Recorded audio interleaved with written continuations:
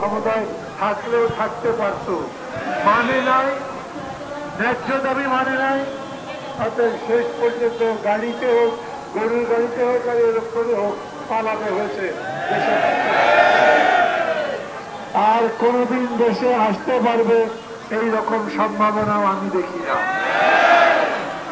এরকম কথা দিয়ে শুরু করলাম এই কারণে, একই পর্যায়ের দুটো শিক্ষা প্রতিষ্ঠান, শিক্ষা পদ্ধতি প্রাইমারি লেভেলের একটা জাতীয়করণ করা হলো আর একটা করা হলো না কেন? তার জবাব কি? এতগুলো বছর ধরে কেউ জবাব দেয় নাই। যারা দেশ শাসন করেছে এতগুলো বছর তারা জবাব দেওয়ার দরকার মনে করে নাই। ওদের কাছে ভোটের দরকার ছিল না, মানুষের দরকার ছিল না, কেবল গদির দরকার ছিল। কিন্তু আজ যারা ক্ষমতায় এসেছে বিনা ভোটে এসেছে, কিন্তু মানুষ সমর্থন করেছে। মানুষ সমর্থন করেছে কারণ কোটার আন্দোলন হাসিনা সরকারকে উৎখাত করবার পরে বলেছে আমরা বৈষম্য বিরোধী আন্দোলন অব্যাহত রাখব। আমি মনে করি আজ আপনারা যে আন্দোলন করছেন সেটাও এই বৈষম্যের বিরুদ্ধে আন্দোলন। এই শিক্ষকরা, এই মানুষগুলো এইখানে কিংবা ওইখানে এখন রাজপথে কেন? এই জবাব কে দেবে? সরকারকে দিতে হবে। এই জবাব আমি দেব না, আমি দেশ চালাই না। এখন দেশ যারা চালায় তারা বলুক, আজই যদি জাতীয়করণ করতে নাও পারে বলবে আমরা জাতীয়করণের সিদ্ধান্ত ঠিক মনে করছি, আমরা এটা জাতীয়করণ করে গেলাম। কার্যকরী কবে থেকে করতে পারবো তা ধীরে ধীরে দেখব।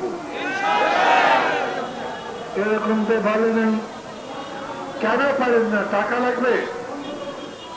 1200 কোটি, 1500 কোটি টাকার বাজেটের দেশ আজ 8 লক্ষ কোটি টাকার বাজেট তৈরি করতে যাচ্ছে। এই সরকার করবে। এই 8 লক্ষ কোটি টাকার মধ্যে এই জাতীয়করণ করলে কত টাকা লাগবে? সেই টাকা সরকারের নাই, বাজেটের মধ্যে নাই। 8 লক্ষ কোটি টাকা কোনো টাকা নয়। অন্তত তাদের ডাকে এই মানুষ যারা আন্দোলনে দাঁড়িয়ে আছে, আমি সরকারের কাছে বলি তাদের ডাকেন, এই মানুষগুলোকে ডাকেন, তাদের ডাকেন। আপনাদের কথা কি? জাতীয়করণ করবেন না কেন সেটা বলতে হবে তো, সেটা বলবেন না। আর এদিকে বড় বড় ভালো ভালো কথা বলবেন, সংস্কার করবেন। আরে সংস্কার মানে কি? মানুষের জীবন উন্নত করার নামই তো সংস্কার। মানুষ যেখানে বাস করে সেই শহরে যাতে চলাফেরা করে, সেই বাসে, সেই পরিবহন, সমস্ত কিছু মিলে জীবনকে উন্নত করবার কাজই সংস্কার।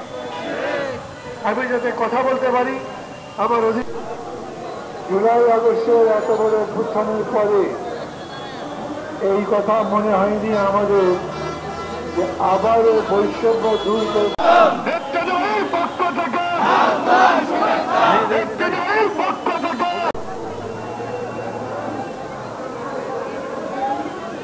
জনাব সভাপতি